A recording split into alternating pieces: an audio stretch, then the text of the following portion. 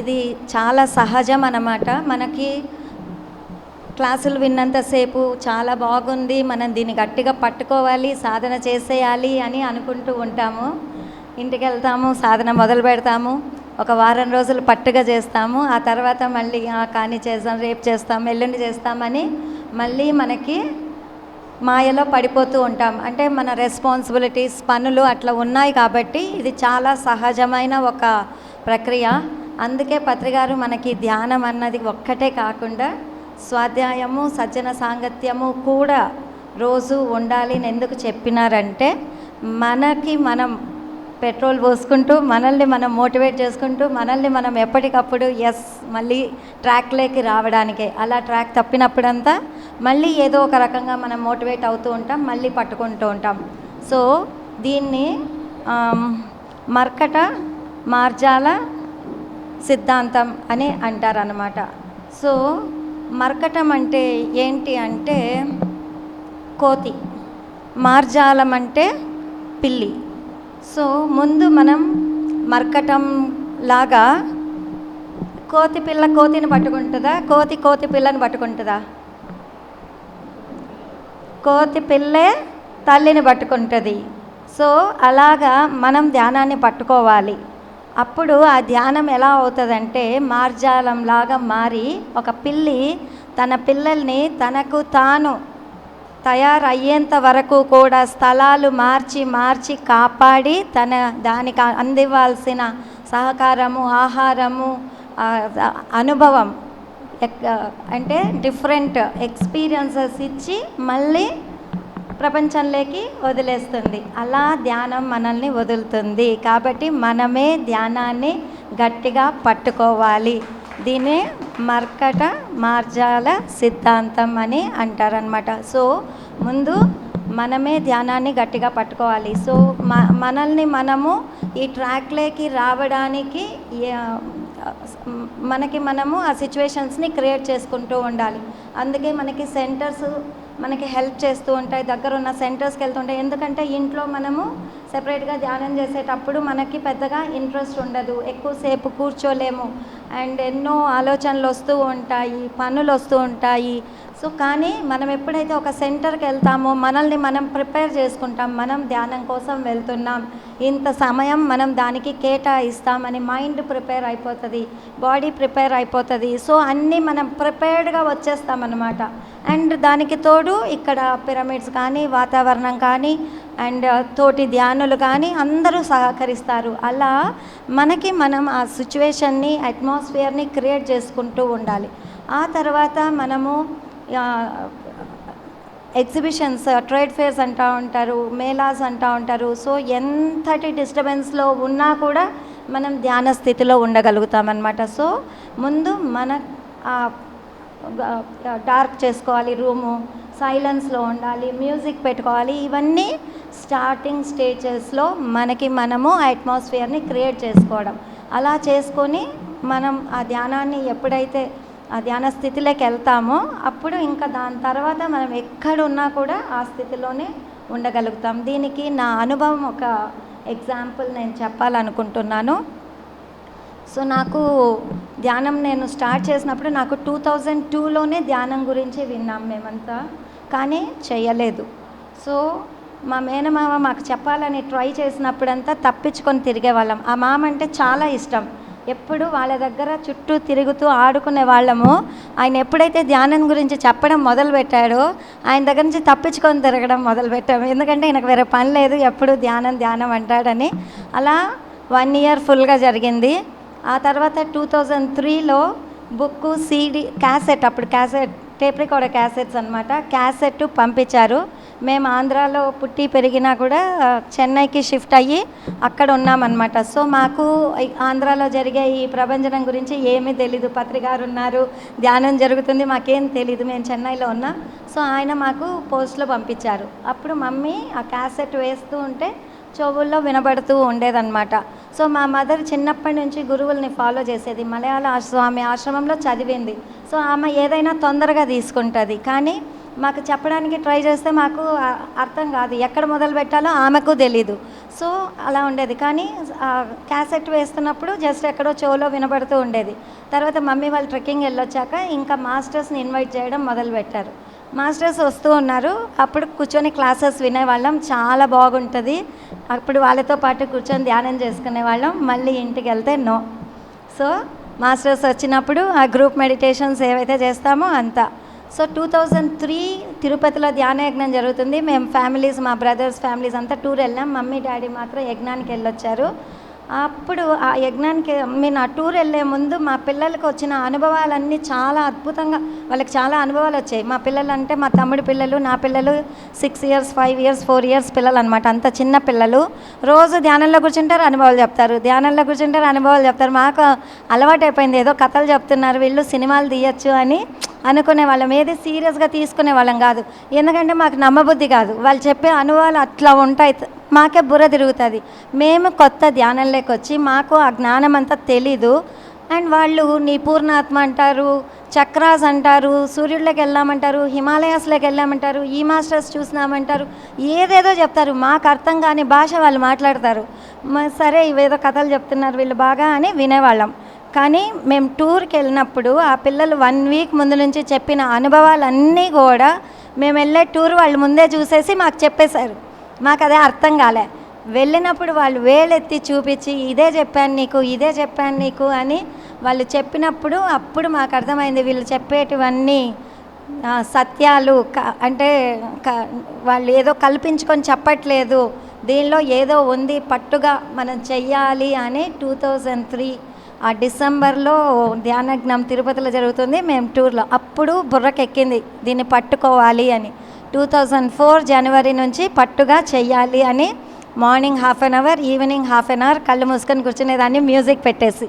అప్పటికే schools run చేస్తున్నాను, play schools. So అంతే టైం దొరికేది. మ్యూజిక్ పెట్టేసుకొని కళ్ళు మూసుకొని కూర్చుంటే 5 months ఆలోచనలు అంటే ఆలోచనలు, ఆలోచనలు అంటే ఆలోచనలు, ఇంకా ఏమీ అస్సలు ధ్యాన స్థితి అంటే కూడా ఏమీ అని కాదు. మాస్టర్స్ వచ్చినప్పుడు క్లాసులు వింటాం, అప్పుడు ధ్యానం చేసినప్పుడు బాగుంటుంది, అంతే తప్పితే మనం ఇంట్లో సెపరేట్గా కూర్చొని సాధన చేసేటప్పుడు ఆలోచనలే వచ్చేవి. సడన్గా ఒకరోజు నాకు అనిపించింది, ఇదేంటిది మనం డాక్టర్స్ దగ్గరికి వెళ్ళి చాలా రోజులు అయ్యిందే అని. అంటే అప్పటికి మేము రెగ్యులర్ విజిటర్స్ అనమాట. నేనే సగం డాక్టర్ మా ఇంట్లో. నాకు కానీ బాబుకు కానీ వస్తే ఎట్లొస్తుందంటే అడ్మిట్ అవ్వాల్సిందే, సెలైన్ బాటిల్స్ ఎక్కించాల్సిందే, వేలు ఖర్చు పెట్టాల్సిందే. ఆ పరిస్థితి నెలకి 2-3 సార్లన్నా అడ్మిట్ అవ్వాలి, అట్లా ఉండింది అన్నమాట పరిస్థితి. సో సడన్గా ఒకరోజు గుర్తు వస్తుంది, అరే మనం డాక్టర్స్ దగ్గరికి వెళ్ళాల్సిన అవసరమే రాలేదే, వెళ్ళి చాలా రోజులు అయినట్టుందే అని. నాకు బ్యాక్ పెయిన్ ఉండేది, ఇలానే నిల్చునేదాన్ని నేను. అసలు ఎప్పుడు కూడా స్కూల్స్ రన్ చేస్తున్నాను, తిరుగుతున్నాను, వంట చేస్తున్నాను, అన్నీ చేస్తున్నాను, కానీ బ్యాక్ పెయిన్ అనమాట. సో ఇలాగే ఉండేది. బ్యాక్ పెయిన్ ఏదో ఉండాలి కదా మనకి, అన్నీ గుర్తు చేసుకోవాల్సి వస్తుంది. సో ఆలోచనలే వస్తున్నాయి అనుకున్న సమయంలోనే హెల్త్ హీలింగ్ అయిపోయింది. ఎందుకంటే మనకు తెలియకుండా అక్కడక్కడ దొరికిన ఆ ధ్యాన స్థితిలో తీసుకున్న ఎనర్జీ చాలు మన ఆరోగ్యం చేసుకోవడానికి. సో అది నాకు చాలా బాగా అనిపించింది. తర్వాత ఒక 5 months తర్వాత ఒక మేడం ఇలాగే క్లాస్ చేస్తున్నారు. ఆమె ముందర మేమందరం కూర్చున్నాము ఇలా ధ్యానానికి. ఆ ధ్యానంలో నాకు ఒక అనుభవం వచ్చింది. ఆ అనుభవం ఏంటంటే మేడం కూర్చున్న దగ్గర నుంచి ఒక పాము బుసలు కొట్టినట్టు సౌండ్లు వినబడుతుంది. ఏంటిది అని అనుకునే లోపలే నాకు వేడిగా ఏదో దిగుతుంది, ఇక్కడ నుంచి షోల్డర్స్ వరకు అలా వేడిగా ఏదో దిగుతుంది నల్లగా. సడన్గా బాంబు వేలినట్టు పట్టుమని నాలో ఏదో పేలింది. ఇంకా ఆ తర్వాత బ్రైట్ లైట్ తేలిక అయిపోవడము చాలా బాగుంది. సో ఆ మెడిటేషన్ అయిపోయినాక నేను ఈ ఎక్స్పీరియన్స్ షేర్ చేశాను. కానీ నాలో ఏదో బరువు పోయినట్టు, ఏదో వెళ్ళిపోయినట్టు నాకు అనిపిస్తుంది. ఏం వెళ్ళిపోయింది నా లోపల నుంచి అని నేను చెక్ చేసుకుంటున్నాను. అంతకంటే నా మెమరీ పవర్ వెళ్ళిపోయిందా, నాకేం గుర్తు లేదా, ఏదో పట్టుమని పోయింది, తేలిక అయిపోయింది. సో అంటే అన్నీ గుర్తున్నాయి అని అనుకుంటున్నాను. ఏం వెళ్ళిపోయిందంటే ఆలోచనలు అనేవి వెళ్ళిపోయింది, ఆలోచనల పుట్ట అనేది వెళ్ళిపోయింది. ఆ రోజు నుంచి ఈ రోజు వరకు కూడా కళ్ళు మూసుకున్న ఆలోచనలు లేవు, కళ్ళు తెరిచిన ఆలోచనలు లేవు. సో ఆ స్థితిలో నేను ఉన్నానన్నమాట. ఆ తర్వాత 5-6 ఇయర్స్ తర్వాత పత్రి గారి నోటి వెంట ఈ అనుభవం నేను వింటున్నా. ప్రతి ఒక్కరి జీవితంలో ఇది జరగాలి, అందరూ విషం పేర్చుకున్నట్టు పేర్చుకొని ఉంటారు, వాళ్ళ బుర్రలో ఆ విషం అంతా పాము బుసలు కొట్టినట్టు కక్కాలి, బాంబు పేలినట్టు పేలాలి, టెంకాయలో ఎట్లా ప్యూర్ ఇది ఉంటుందో వాటర్ అట్లాగా ఆ ప్యూర్ ఇది రావాలి, అట్లా ఏదో చెప్తున్నారు. నా అనుభవము అచ్చుకుదినట్టు సార్ నోటి వెంట నేను వింటున్నా. అప్పుడు చెప్పా సార్కి, సార్ ఇది నా ఫస్ట్ ఎక్స్పీరియన్స్ అని చెప్పాను అనమాట. So that was really wonderful experience అండి. సో ఆలోచనలు అన్నవి ఎప్పుడైతే నాలో వెళ్ళిపోయాయో అప్పటి నుంచి ఆ ఎంటీనెస్లో ఉన్నాను. కాబట్టి నాకు ధ్యానంలోనే కాకుండా నేను తిరుగుతున్నప్పుడు, చేస్తున్నప్పుడు, బైక్ మీద వెళ్తున్నప్పుడు, అంటే నేను డ్రైవ్ చేయనులే, వెనకాల కూర్చుంటాను, కానీ ఇంట్యూషన్లో నాకు మెసేజెస్ వచ్చేవి. సో ఇంట్యూషన్ మెసేజెస్ చాలా అద్భుతమైన మెసేజెస్, ఒక ఫ్రాక్షన్ ఆఫ్ సెకండ్లో అలా వస్తుంది. స్నానం చేస్తున్నప్పుడు అలా నాకు మెసేజెస్ వచ్చేవి. సో ధ్యానంలో వస్తాయి అండ్ ఇంట్యూషన్ మెసేజెస్ వస్తాయి. అప్పుడు ఇంకప్పటి నుంచి నేను బస్సులో ట్రావెల్ చేస్తుంటే బస్సులో ధ్యానం చేస్తాను, ట్రైన్లో ట్రావెల్ చేస్తుంటే ట్రైన్లో ధ్యానం చేస్తాను. ఎందుకంటే ఆ ధ్యాన స్థితి ఏంటో మనం ఎక్స్పీరియన్స్ అయిపోయాము. సో నాకు ఏది డిస్టర్బెన్స్ అనిపించదు, ఎంత మందిలో ఉన్నా కూడా ఆ గోల ఇవి నాకు ఏమీ అనిపించవు అనమాట. సో నేను ఆ ఎంటీ స్టేట్లో ఉండగలిగాను. సో అలా మనకి టైం పడుతుంది, సహనం కావాలి. ప్రతి ఒక్కరికి ఇన్ని రోజులు, ఇన్ని సంవత్సరాలు, ఇన్ని గంటలు అని చెప్పడానికి ఉండదు. పైకేమో మనము చాలా మంచిగా ఉంటాము. నాకు మా వారికి డిఫరెన్స్ చెప్తాను. నేను ఎప్పుడు అంటే చాలా కూల్ టైప్ ఆఫ్ మనిషి అనమాట. కోపం రాదు, చాలా పేషెన్సు, సహనము, ఓర్పు ఇవన్నీ నాకున్నాయి. సో మా వారు చాలా కోపము, నోరు తెరిస్తే తిట్లు వస్తాయి అండ్ ముందు చేయి కూడా లేస్తుంది. ఇట్లాంటి ఒక క్యారెక్టర్ అనమాట. సో ఈయన్ని నేను మార్చుకోగలను, నా నమ్మకం. ఎందుకంటే మన మంచితనంతో మనం ఎవరినైనా మార్చుకోగలం. సో మనం మార్చుకోగలం అన్న ఒక ధైర్యము, నమ్మకము అన్నీ ఉండేది. సో నాకు వీలైనంత వరకు చాలా సహనంగా నేను చెప్తూ వచ్చేదాన్ని, ఇలా మాట్లాడకూడదు, ఇలా ఉండకూడదు, ఇలా ఆలోచించకూడదు. నా ఒకటే గోల్ ఏమంటే మా వారి మీద విపరీతమైన ప్రేమ. ఇంక ఎవ్వరూ ఆయన్ని తప్పు చెప్పకూడదు, నేను ఎంతైనా చెప్పచ్చు, ఇంకెవరి దగ్గర మాట తీసుకోకూడదు. అందుకు నేనే చెప్తూ వచ్చేదాన్ని. మా వారికి ఏమంటే ఎప్పుడు నేను ఏదో ఒకటి చెప్తూ ఉంటానని, నువ్వు చెప్తావు కదా నేను అట్లాగే చేస్తానని ఇంకా విపరీతంగా తయారయ్యారు. వర్స్ రోజు చెప్పే కొద్దీ ఇంకా ఎక్కువ చేయడం అనమాట. సో ఇది ఎక్కడ ఎండ్ అవుతుంది అని నాకు అర్థమయ్యేది కాదు. సో ఇలా ఉండేదన్నమాట. సో నేనేమనుకున్నాను, ఆయన మారాలి, నేను కరెక్ట్, నా పర్సెప్షన్ ఇది. సో అని అనుకునేదాన్ని. ధ్యానంలోకి వచ్చాక ఇదే వరుస పోతూ ఉంది. సడన్గా ఒకరోజు ఒక మాస్టర్ వచ్చారు మా ఇంటికి. నేను చెప్పాను, సార్ ఈయన క్లాస్లో కూర్చుంటే తిడుతూనే ఉంటారు అందరినీ, తిడితే ఎవరు వస్తారు? ఈరోజు ఇన్నేళ్ల తర్వాత ఇప్పుడే కదా మేము ధ్యానం చేస్తున్నాము, నువ్వు ఇన్ని రోజులు ఏం చేస్తావు, ఎందుకు ధ్యానం చేయలేదు అని వాళ్ళని తిడితే ఎట్లా? తిడితే ఎవరు వస్తారు క్లాస్కి అని నేను చెప్తున్నాను అనమాట. ఆయన గురించి కంప్లైంట్ చెప్తున్నాను. అప్పుడు ఆ సారు చెప్పారు, ఆయనకి కూర్చోవడానికి మీ పర్మిషన్ కావాలా, తినడానికి మీ పర్మిషన్ కావాలా, నవ్వితే తప్పు, తుమ్మితే తప్పు, మాట్లాడితే తప్పు అంటే ఎలా మేడం అన్నారు. అవునా, నేను అంత చేస్తున్నానా? అప్పటిదాకా తెలియలే నేను అంత చేస్తున్నాను. అప్పుడు ఆలోచించా, అవును కదా అని. సో నేను చెప్పడం ఆపేశా, ఆయనకి చెప్పడం ఆపేశా. అప్పుడు ఆయన అంతటా ఆయన, నేను ఇలా మాట్లాడకూడదు, నేను ఇలా ఆలోచించకూడదు, ఆయన అంతటా ఆయన ఎప్పుడు తెలుసుకున్నారో అప్పుడే మారారు. సో నాకు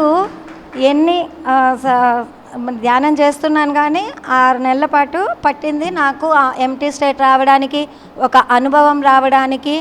ఆయనకి కూర్చున్న first day third I open అయిపోయింది.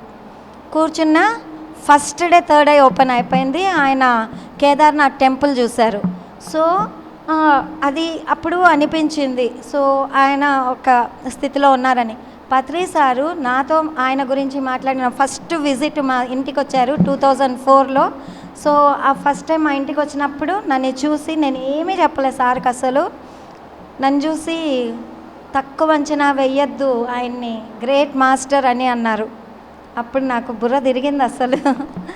కాబట్టి పైకి కనిపించేటివి చూసి మనము అనుకునేస్తూ ఉంటాము. ఆత్మపరంగా ఎంతో ఎదిగిన స్థితిలో ఉంటారు ఎదుటివారు. అందుకే మనం ఎవరిని జడ్జ్ చేయకూడదు, ఎవరిని కంప్లైంట్ చేయకూడదు అని ఎందుకు చెప్తామంటే, వాళ్ళ ఫిజికల్ స్టేట్ వేరు, సోల్ స్టేట్ వేరు, ఆత్మస్థితి వేరు. సో మనము బయటకి కనిపించేదే ఆ మనిషి అని అనుకుంటాము. సో వాళ్ళ ఆత్మస్థితిలో వాళ్ళు ఎంతో ఎదిగిన స్థితిలో ఉంటారు. మనకు అవన్నీ అర్థం కావు, కనిపివు. ఒక జెన్ మాస్టర్ని అర్థం చేసుకోవాలంటే మనకు అస్సలు అర్థం కాదు. పత్రికారిని ఎందుకు ఎంతో దగ్గరగా చూసిన వాళ్ళు, పత్రి మేడం ఆయన వైఫే కూడా పత్రికారిని అర్థం చేసుకొని ఉండదు పూర్తిగా. ఎందుకంటే ఆ జెన్ మాస్టర్స్ యొక్క స్థితి అలా ఉంటుంది అన్నమాట. సో ఆత్మస్థితిలో చాలా హై లెవెల్లో ఉన్న మాస్టర్స్ని మనం అస్సలు అర్థం చేసుకోలేము. కాబట్టి అందరము కానీ ఒకే దీనిలో జీవిస్తూ ఉంటాము. దానిలో బాలాత్మలు ఉంటారు, యవనాత్మలు ఉంటారు, ఎదిగిన ఆత్మలు ఉంటారు, ఎంతో వృద్ధాత్మలు ఉంటారు. అందరం కలిసి ఒకటిగా జీవిస్తున్నప్పుడు ఒకరిని ఒకరు అర్థం చేసుకోవడం చాలా కష్టం. సో ఎవరిని పూర్తిగా అర్థం చేసుకోలేరు. కాబట్టి ఎవరి ఫ్రీ విల్ని, ఎవరి ఫ్రీడమ్ని వాళ్ళకి ఇస్తూ, ఒకరినొకరు సపోర్ట్ చేసుకుంటూ, వీలైనంత సహకారం ఇస్తూ మనం జీవించడమే జీవితం. ఓకేనా?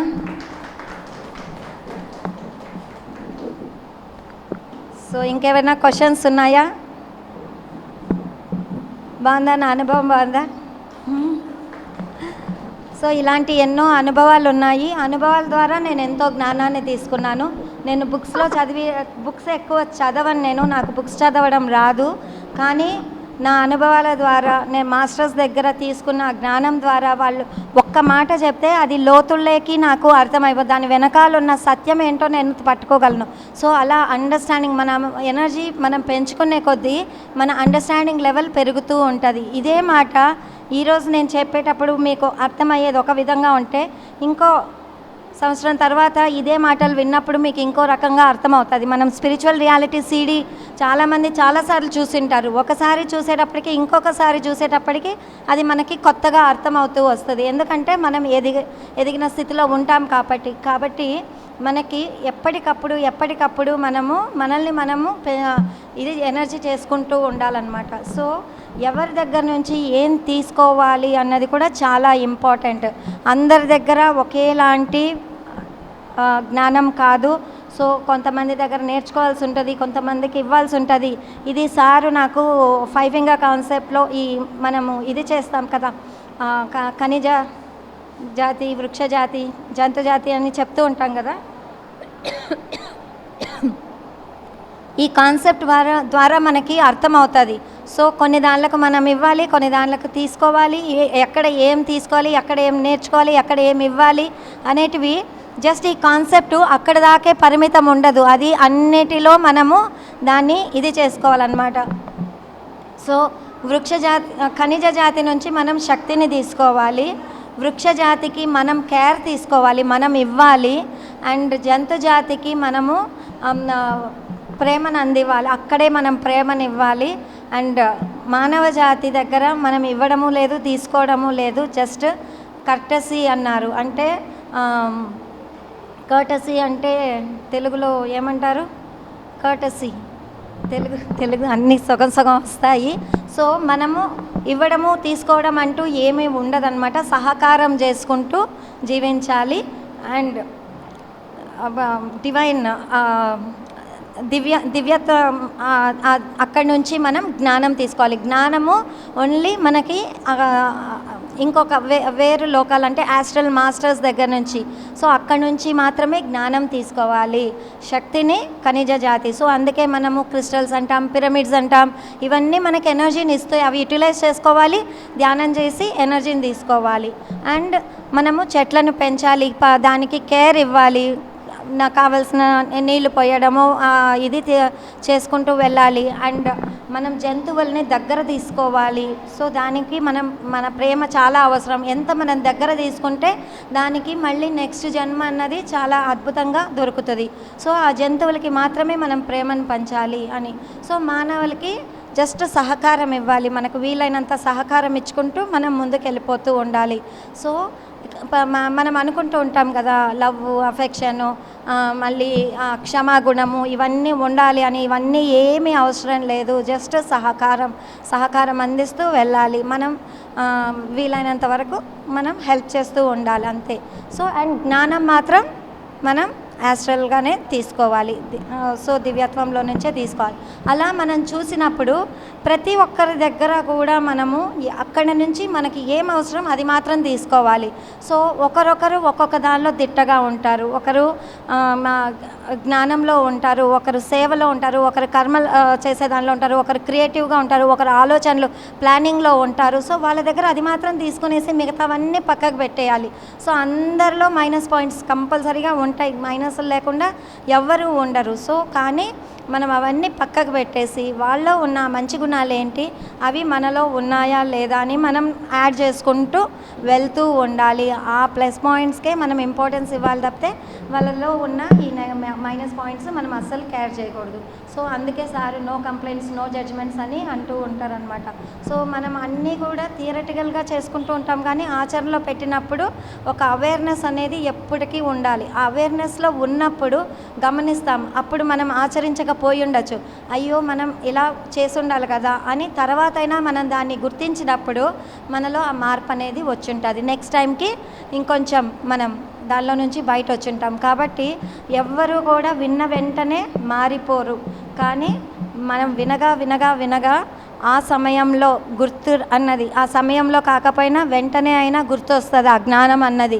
సో నెక్స్ట్ టైంకి మళ్ళీ మనము ఇంకొంచెం అవేర్నెస్గా ఉంటాం. అలా మనం కొద్దిగా మార్పు అనేది తెచ్చుకోవాలి. లేకపోతే ఈ జ్ఞానమే లేకపోతే మనల్ని ఏం మార్చుకోవాలో మనకు తెలీదు. మనమే కరెక్ట్ అనుకుంటాం, మనమే రాజు అనుకుంటాము, సో మన మాటే అందరూ వినాలి అని అనుకుంటాము. కానీ అందరి దగ్గర నేర్చుకోవాలన్నది తెలీదు, అందరినీ యాక్సెప్ట్ చేసుకుంటూ పోవాలి అనేది తెలీదు. సో ఇవన్నీ మనము ఎప్పుడైతే మనం ఈ జ్ఞానం వింటూ ఉంటామో మనకి తెలుస్తుంది. సాధన ఎంత అవసరమో జ్ఞానము అంతే అవసరం. సో గురువు అన్న వాళ్ళు ఎట్లా, ఒక గురువు అంటే ఏంటి, ఎలా ఉంటారు అంటే, ఎవరైతే తనకున్న సందేహాలకి కానీ తనకున్న ప్రాబ్లమ్స్కి కానీ బయట వెతకకుండా తనలో వెతుక్కుంటాడో వాళ్ళే గురువులు. కాబట్టి మనం బయట దేన్ని వెతకద్దు, మనలోనే అంత జ్ఞానం ఉంటుంది, దానిని మన శ్వాసను పట్టుకొని వెళ్ళాలి. సో థ్యాంక్ యూ అవకాశం ఇచ్చినందుకు. ఏమైనా క్వశ్చన్స్ ఉంటే అడగండి, లేకపోతే మనం డిస్కస్ అవుతాం. ఇంకెవరికైనా ఏమైనా క్వశ్చన్స్ ఉన్నాయా?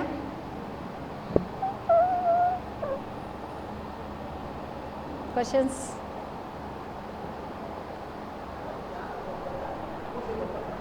ఓకే, సో చాలా మంచి క్వశ్చన్ అడిగారు సార్. నాకు వచ్చిన అనుభవం ఇది నేను చెప్తాను. మనందరము విన్నదే ఉత్తర గీతలో ఒక శ్లోకం ఉంది, కోటి పూజ సమం స్తోత్రం, కోటి స్తోత్రం సమం జపం, కోటి జపం సమం ధ్యానం, కోటి ధ్యానం సమం లయం. సో ఇది ఉత్తర గీతలో కృష్ణ భగవానుడు మనకిచ్చిన శ్లోకం. సో కోటి పూజలు చేస్తే మనకి ఎంత ఫలితం వస్తుందో, ఒక స్తోత్రం చదివినంత మాత్రాన అంత ఫలితం వస్తుంది. కోటి స్తోత్రాలు చదివితే ఎంత ఫలితం వస్తుందో, ఒక నామ జపం అంటే ఏంటి, 108 టైమ్స్ మనము జపం చేసినంత మాత్రాన అంత ఫలితాన్ని పొందుతాము. సో ఆ కోటి జపాలు చేస్తే ఎంత ఫలితం వస్తుందో, ఒక్కసారి ధ్యానం చేసినంత మాత్రాన మనకు ఆ ఫలితం వస్తుంది. ఇవన్నీ మనం విన్నవే, కానీ ఎందుకు అన్నది నాకు ఒక అనుభవం వచ్చింది. ఎలా పూజ కన్నా స్తోత్రం గొప్పదవుతుంది, స్తోత్రం కన్నా జపం గొప్పదవుతుంది, జపం కన్నా ధ్యానం గొప్పదవుతుంది. ఇది నాకు ఇంట్యూషన్గా వచ్చిన మెసేజ్ ఇది. సో మనము పూజ అన్నది మన పంచేంద్రియాల ద్వారా మనము కళ్ళతో చూస్తూ ఆరాధిస్తూ మనం మనస్ఫూర్తిగా ఒక పువ్వులు పెట్టడము, ఒక హారతి ఇవ్వడము, కళ్ళతో ఆరాధిస్తూ మనం చేసే ఒక ప్రక్రియ. ఆ పూజ చేసేటప్పుడు మనం కళ్ళతో చూసేటప్పుడు ఎంతవరకు మన చూపు వెళ్తుందో అంతవరకు ఉన్న ఎనర్జీని మనం తీసుకోగలుగుతాం. సో ఇవన్నీ కూడా మనకు శక్తి ఇచ్చే ప్రక్రియలు అన్నమాట, మనం శక్తిని తీసుకునే ప్రక్రియలు. సో కంటి చూపు మేరకున్న ఎనర్జీని మనం తీసుకోగలుగుతాం పూజ ద్వారా. సో అదే స్తోత్రం అంటే శబ్దంకి సంబంధించింది. మనం ఎప్పుడైతే ఆ శబ్దంతో కలిసిన అంటే ఉచ్చరింపు అన్నది చాలా అవసరం అన్నమాట. కరెక్ట్గా మనం దాన్ని ఉచ్చరిస్తూ ఒక స్తోత్రం కానీ చదివామంటే మన చూపు కన్నా కూడా శబ్దం ఇంకొంచెం దూరంగా ప్రయాణం చేయగలుగుతుంది. మన కంటికి కనిపించకపోయినా మనం గట్టిగా పిలిస్తే మన కంటికి కనిపించకపోయినా వాళ్ళకు వినపడుతుంది. సో దానికి ఆ లిమిట్ అన్నది ఇంకొంచెం పెరుగుతుంది. సో అంతవరకు ఉన్న ఎనర్జీని మనం రిసీవ్ చేసుకోవాలి. ఆ శబ్ద తరంగాలు ఎంతవరకు వెళ్తాయో అంతవరకు ఉన్న ఎనర్జీస్ని మనం రిసీవ్ చేసుకోగలుగుతాం. ఆ తర్వాత మనము జపం అన్నది ఏంటి అంటే మనం మనసులో మనం చేసే ఒక ప్రక్రియ. సో మనము కంటితో చూడకపోయినా శబ్దంతో ఇది చేయకపోయినా మనసులో మనం హిమాలయాస్ని అంటే హిమాలయాస్ గురించి తెలుసు కాబట్టి దాని గురించి మనం తలుచుకోగలుగుతాం. అమెరికా గురించి తెలుసు కాబట్టి దాని గురించి తలుచుకుంటే ఓహో అమెరికా ఇట్లా ఉంటుంది. మనకు తెలిసిన విషయాలు మాత్రమే మనం మనసులో తలుచుకోగలుగుతాం. సో అంతవరకు మన మనసు ఏవైతే తలుచుకోగలుగుతాదో, ఎంత దూరం వరకు తలుచుకోగలుగుతాదో ఆ జపం ద్వారా మనము అంత శక్తిని మనం తీసుకోగలుగుతాము. ధ్యానం అంటే ఏంటి అంటే శూన్యము. సో శూన్యం అన్నది అనంతం అన్నమాట. సో అనంతంలో ఉన్న శక్తిని మనం రిసీవ్ చేసుకోగలుగుతాము ధ్యాన సాధన ద్వారా. అందుకే పూజ కన్నా స్తోత్రం గొప్పదైంది, స్తోత్రం కన్నా జపం గొప్పదైంది, జపం కన్నా ధ్యానం గొప్పదయ్యింది. సో మనం శూన్యంతో కనెక్ట్ అవుతాం, యూనివర్స్తో కనెక్ట్ అవుతాం. సో అనంతమైన శక్తితో కనెక్ట్ అవుతాం. సో మనకి ఎవ్వరూ ఇంకా మిడిల్లో అవసరం ఉండదు. సో మనము మిగతా దానిలలో త్రూ ఎవరో అని వెళ్తాం. సో ఒక ప్లేస్కి వెళ్ళాలంటే ఏది షార్ట్ కట్టో దాన్ని మనకు తెలిస్తే హ్యాపీగా ఆ షార్ట్ కట్లో వెళ్ళిపోవచ్చు. కాబట్టి మనకి హయ్యెస్ట్ ఆఫీసర్ మనకి ఇప్పుడు కలెక్టర్ తెలుసు లేదా ప్రైమ్ మినిస్టర్ తెలుసు. సో మనం వాళ్ళ దగ్గరికి అపాయింట్మెంట్ తీసుకుని మనం వెళ్ళిపోతాం డైరెక్ట్గా. లేకపోతే వాళ్ళ పిఏలు వెళ్ళాలి, మళ్ళీ మినిస్టర్లు వెళ్ళాలి, ఎమ్మెల్యేల ద్వారా వెళ్ళాలి, ప్యూర్ల ద్వారా వెళ్ళాలి అంటే టైం పడుతుంది. అలా కాకుండా డైరెక్ట్గా మనకు తెలుసు విశ్వంకి ఎట్లా కనెక్ట్ అవ్వాలి, ఆ శూన్యంలోకి ఎలా అవ్వాలి, అనంతమైన శక్తిని ఎలా రిసీవ్ చేసుకోవాలి మనకు తెలుసు. కాబట్టి మనం డైరెక్ట్గా కనెక్ట్ అవుతాం, డైరెక్ట్గా తీసేసుకుంటాం. సో మనకి లాంగ్ ప్రాసెస్ నుంచి షార్ట్ ప్రాసెస్ అయిపోయింది. సో మనం గంట సేపు మనము పూజకు కేటాయించి మనం కొంచెం శక్తిని ఉపయోగించాలి. ఆ శక్తిని మనం రిసీవ్ చేసుకోవాలంటే కొంత శక్తిని మనం ఉపయోగిస్తేనే మనం ఆ శక్తిని రిసీవ్ చేసుకోగలం. కానీ ఒక ఆవగింజంతా కూడా శక్తిని ఉపయోగించకుండా మనం శక్తిని తీసుకోగలిగేది ధ్యానం. సో కాబట్టి ధ్యానమే గొప్పది. ఓకే, సో ఇది కూడా నాకు ఇంట్యూషన్లో వచ్చిన మెసేజ్ అన్నమాట. సో మనం వింటూ ఉంటాము కానీ దాని లోతుల్లోకి ఎందుకు ఎలా అనేది అందుకే స్పిరిచువల్ సైంటిస్ట్ అంటారు సారు. సో నాకు వచ్చిన ఈ మెసేజ్ నాకు ఎస్ కరెక్ట్ అనిపిస్తుంది, నాకు సాటిస్ఫాక్షన్ ఇస్తుంది. ఇంకా ఇప్పుడు నేను చెప్పింది మీకు మళ్ళీ కూడా డౌట్స్ రావచ్చు. సో మీరు దాన్ని ఇది చేయాలి, రీసెర్చ్ చేయాలన్నమాట. సో అట్లా ఎవరికి వచ్చిన మెసేజెస్ వాళ్ళకి పర్ఫెక్ట్ అని ఆ జ్ఞానాన్ని అందిస్తుంది. సో అలాగా నాకు ఇంట్యూషన్లో వచ్చిన మెసేజెస్ చిన్నవైనా కూడా ఎంతో జ్ఞానాన్ని అందించాయి, నాకు ఎంతో క్లారిటీని ఇచ్చాయి. సో నాకున్న డౌట్స్ అంతా తొలగించేసినాయి. సో నాకు ఒక ఇది ఉండేది, నెగటివ్ ఎనర్జీ అనేది ఒకటి ఉంది. ఎందుకంటే ఒకసారి చార్మినార్కి వెళ్ళాను, మా అత్తగారి ఫోర్స్ హైదరాబాద్ వెళ్తున్నానంటే చార్మినార్కి వెళ్ళమ్మా ముత్యాల మాలలు చేసుకోరామ్మా అని $1 ఇచ్చి పంపించారు. ఆమెకు చాలా ఇంట్రెస్ట్ అనమాట. ఇంకా అత్తగారు ఒక టాస్క్ ఇస్తే మనం ఉంటాం కదా, అత్తగారు చెప్పారు వెళ్ళాలి, అత్తగారు చెప్పారు వెళ్ళాలి అని ఉంటుంది కదా. మా తమ్ముడిని నేను ఇది పెడుతున్నాను, నన్ను ఎప్పుడు చార్మినార్కి తీసుకెళ్తామని. తమ్ముడు వాళ్ళు అప్పుడు హైదరాబాద్లో ఉండేవాళ్ళు. సో అక్కడికి తీసుకొని వెళ్ళాడు. దీవాళీ సీజను, ఫుల్ ట్రాఫిక్, 2 గంటల సేపు కారు ఒకే దగ్గర నిలిచిపోయింది. అలాగే తీసుకెళ్ళాడు. అక్కడికి వెళ్ళి అడుగు పెట్టానో లేదో కింద నాలో ఒక ఆలోచన వచ్చింది, ఎప్పుడు వీళ్ళందరూ మారేది, ఎప్పుడు వీళ్ళందరూ ధ్యానం చేసేది, శాకాహారులు అయ్యేది, ఎప్పుడు మారేది అని ఒక ఆలోచన వచ్చింది. ఎప్పుడైతే ఆలోచన వచ్చిందో నాలో ఒక వీక్ అవుతుంది, బాడీ లోపల వీక్నెస్ వస్తుంది. ఇంకా అలాగే వెళ్ళాను, నా పెండెంట్కి మాల కట్టమని ఇచ్చేసాను. మా మరదలు ఇంకో షాపుకి తీసుకెళ్ళింది, నా పని ఉంది రండి అని. ఆ అమ్మాయి మాట్లాడుతుంది, ఇంకా నేను నిల్చుకోలేకపోతున్నాను. చాలా చిన్న షాప్స్ ఉంటాయి అక్కడ, ఒక స్టూల్ ఉండదు, ఏం ఉండదు. వాళ్ళని అడిగి నాన్న ఒక స్టూల్ అని చెప్పా, స్టూల్ వేసుకొని కూర్చున్నా. 2 నిమిషాలు కూడా కూర్చోలేకపోయినా మళ్ళీ కింద కూర్చున్నా, అప్పుడు కూడా కూర్చోలేకపోయినా పడుకునేసిన అక్కడే. మా మరదలు అసలు నన్ను గమనించలే. ఇలా తిరిగి చూసింది, ఏదో నన్ను అడగాలని. నేను లేను, ఎక్కడున్నానని చూస్తే కింద ఉన్నాను. ఏమైంది అంటే, ఏం లేదమ్మా, తొందరగా ఫినిష్ చేసుకో, ఆటో పిలుచు, వెళ్ళిపోతాం, నాకు వీలు అవ్వట్లేదు అని చెప్తున్నాను. సరే గబగబా తను ఏదో ఫినిష్ చేసుకునేది. ఇంకా ఆటోలో కార్ దగ్గరికి తీసుకెళ్ళిపోయింది. ఇంటికి వచ్చేసాము. ఒక 2 అవర్స్ అండి డైనింగ్ టేబుల్ పైన ఇలా చేయబెట్టుకొని పడుకుండిపోయాను. ఏమవుతుందో నాకే తెలీదు. ఒక 2 అవర్స్ తర్వాత నార్మల్ అయిపోయాను. మళ్ళీ మామూలుగా తిరుక్కుంటున్నాను. అప్పుడు నేను అనుకున్నాను, సో ఈ ఆలోచన నాలో ఎందుకు రావాలి, అక్కడున్న నెగటివ్ ఎనర్జీస్ నేను తీసుకున్నట్టున్నాను అని నేను నా అండర్స్టాండింగ్ అట్లాగ ఉండేది. సో అప్పుడు నెక్స్ట్ డే ఒక మాస్టర్ వచ్చారు మా ఇంటికి. ఒక బుక్ ఇవ్వాలి అని వచ్చారు. ఆయనకి ఎక్స్పీరియన్స్ షేర్ చేశాను. అప్పుడు ఆయన ఒక మాట చెప్పారు, మేడం, ఒక పిరమిడ్ మాస్టర్ ఒక ప్లేస్కి వెళ్తున్నారు అంటే పర్పస్ లేకుండా వెళ్ళరు. మీ అత్తగారు మీకు చెప్పిందని మీరు వెళ్ళాను అని అనుకోవచ్చు, కానీ మీరు వెళ్ళే అవసరం మీ డిజైన్లో లేకపోతే మీరు ఆ ప్లేస్కి అసలు వెళ్ళరు. ఆమె చెప్పినా వెళ్ళరు, చెప్పకపోయినా వెళ్ళరు. సో ఆమె చెప్పిందని అనేది ఒక కారణం అంతే, కానీ మీరు వెళ్ళాల్సిన పర్పస్ ఉంది కాబట్టే వెళ్ళారు. మీకు ఆ ఆలోచన కానీ రాకపోతే మీరు ఎరుకలో ఉండిండరు, మిమ్మల్ని ఇప్పుడు ఐసీయూలో పెట్టింటారు. మీకు ఆలోచన వచ్చింది కాబట్టి మీ సోల్ని ఎరుకలో ఉంచింది కాబట్టే మీరు తొందరగా పని చేసుకో వెళ్తామన్నారు, ఇంటికి వచ్చారు, 2 అవర్స్లో మళ్ళీ మామూలు అయ్యారు. కాబట్టి నెగటివ్ అన్నది ఈ సృష్టిలో ఎక్కడా లేదు. మనం చూపే నెగటివ్ అని చెప్పారు. అప్పటి నుంచి నా మైండ్లో ఇది డౌట్ అన్నది వెళ్ళిపోయింది. మనమే క్రియేట్ చేసుకుంటాం, ప్రతిదీ నెగటివ్ అనేది క్రియేట్ చేసుకుంటాం అన్నమాట. కాబట్టి సో మనం చూసే చూపులో అప్పుడు నాకు ఆ భగవద్గీతలో ఆ సెంటెన్స్ గుర్తొచ్చింది, క్షుద్రం హృదయ దౌర్బల్యం అన్నది. అంటే మన ఆలోచనే మనకి నష్టం కలిగిస్తుంది తప్పితే బయట నుంచి ఏది మనకి నష్టం కలిగించలేదు. సో ఎప్పుడూ కూడా మనము ఈ సాధనలో ఉండేటప్పుడు మనల్ని ఒక ఎరుకలో ఉంచుతుంది. దానికి అవసరమైన ఇవి ఆటోమేటిక్గా జరుగుతుంది. మనం ఏమీ ప్రిపేర్ అవ్వాల్సిన పని లేదు, మన బుర్రని పాడు చేసుకోవాల్సిన పని లేదు. ఏది జరగాలో అది జరుగుతుంది. సో కాబట్టి మనకి నెగటివ్ అనేది ఎక్కడ సృష్టిలో లేదు, ఉన్నదంతా పాజిటివ్వే. మన ఆలోచనలు, మన భయాలే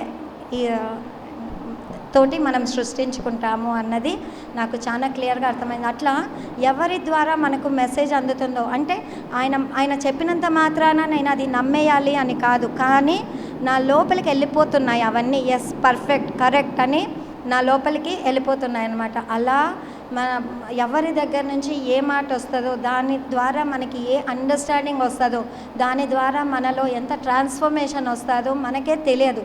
కాబట్టి మనం వింటూ ఉండాలి. చెప్పినవే చెప్తూ ఉన్నా కూడా మళ్ళీ వింటూ ఉండాలి. ఒక్కొక్కరి ద్వారా వచ్చే మాటలు మనలో అట్లా సూదుల్లాగా గుచ్చుకుంటాయి, ఒక ట్రాన్స్ఫర్మేషన్కి దారి తీస్తాయి. కాబట్టి మనం శ్రద్ధగా వినడం నేర్చుకోవాలి. అండ్ మనకి పరిపూర్ణంగా అర్థమైనవి మనం షేర్ చేస్తూ ఉండాలి. మనకే సగం డౌట్ ఉంటుంది, కానీ మనం చెప్పేస్తూ ఉంటాము. సో అలాంటివి మనం పంచకూడదు. మనకు క్లారిటీగా అర్థమైన విషయాలు మాత్రం మనం చెప్పాలి.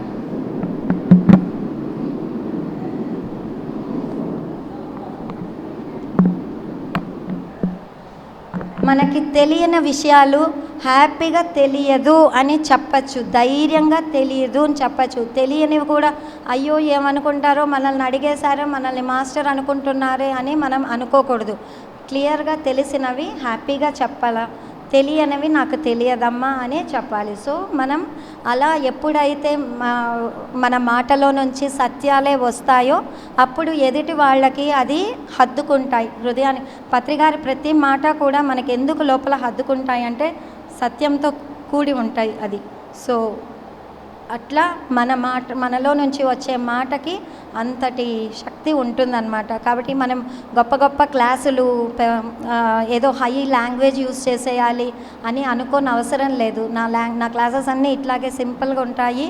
అండ్ నా అనుభవాలు చేరి నేను చెప్తూ ఉంటాను కాబట్టి వినేవాళ్ళకి అది బాగుందని అనిపిస్తూ ఉంటుంది. కానీ నేను మాత్రం ఇలాగే చెప్తూ ఉంటాను క్లాసెస్. కాబట్టి అందరూ కూడా సింప్లిసిటీని తీసుకోవాలి మనం. సో ఏదో మనము తెలియని సబ్జెక్ట్స్ బుక్కుల్లో చదివేసి చెప్పేస్తూ ఉంటే ఈ చెవులో వింటారు, ఈ చెవులో వదిలేస్తారు. మనం కూడా చాలాసార్లు అలాగే చేస్తుంటాం, వింటూ ఉంటాం, అన్నీ వదిలేస్తూ ఉంటాం. కానీ వాళ్ళకి హద్దుకొని వాళ్ళలో ఒక మార్పు తీసుకురావాలి అంటే లోపల నుంచి రావాలి, మన అనుభవంతో రావాలి. అప్పుడు ఆ ఎనర్జీ ఫ్లో అవుతుంది, వాళ్ళ లోపలికి వెళ్తుంది, ఆ మాట గుర్తొస్తుంటుంది మళ్ళీ మళ్ళీ. అప్పుడు ఆ ట్రాన్స్ఫర్మేషన్ అన్నది జరుగుతుంది. సో నేను ఎప్పుడు మాస్టర్స్ దగ్గర క్లాసెస్ విన్నా నన్ను నేను చెక్ చేసుకుంటూ ఉంటాను, నేను ఇలా ఉన్నానా, నేను ఇది చేస్తున్నానా. అట్లానే నా కొన్ని టిక్కులు ఉంటాయి, కొన్ని లేవనుకుంటాను. సో ఎస్, మనం ఇది నేర్చుకోవాలి. అట్లా విన్నప్పుడంతా మనం ఇలా చేసుకుంటూ ఉండాలి. Okay, thank you masters, thank you so much. మీ అద్భుతమైన ఆత్మజ్ఞానాన్ని మాకు అందించినందుకు మీకు ఆత్మ ప్రణామాలు తెలియజేస్తున్నాము. సో ఈరోజు మనం యోగా డే సందర్భంగా శ్రీకాళహస్తిలో శ్రీకాళహస్తీశ్వర కేర్ సెంటర్ని ఎంతో అద్భుతంగా, ఎంతో ఘనంగా ప్రారంభించుకున్నాం. అనంతరం సీనియర్ పిరమిడ్ మాస్టర్ యొక్క ఆత్మజ్ఞానాన్ని కూడా తెలుసుకున్నాం. సో ఈ కార్యక్రమానికి వచ్చిన పిరమిడ్ మాస్టర్లకి అందరికీ పాదాభివందనాలు తెలియజేస్తూ ఈ కార్యక్రమాన్ని ఇక్కడితో పూర్తి చేసుకుంటున్నాం. Thank you so much.